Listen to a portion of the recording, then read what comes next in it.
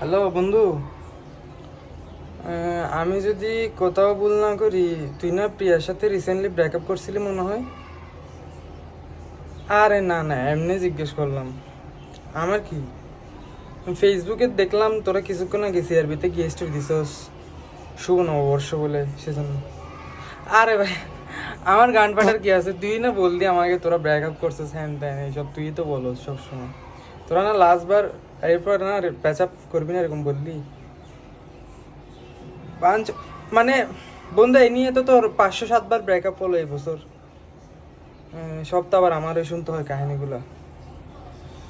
তো ভাবিকে দেখতেছে একদম অন্যরকম লাগতেছে, এমনি তো ফেসবুক ইনস্টাগ্রাম দেখি ওয়েস্টার্ন, মানে গরম পড়তেছে বাইরে, গরম গরম ছবি কতগুলো দিতে, এখন দেখি একদম পুরো বাঙালি।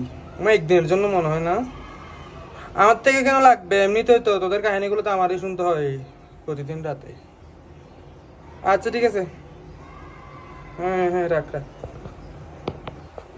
বাঞ্চত।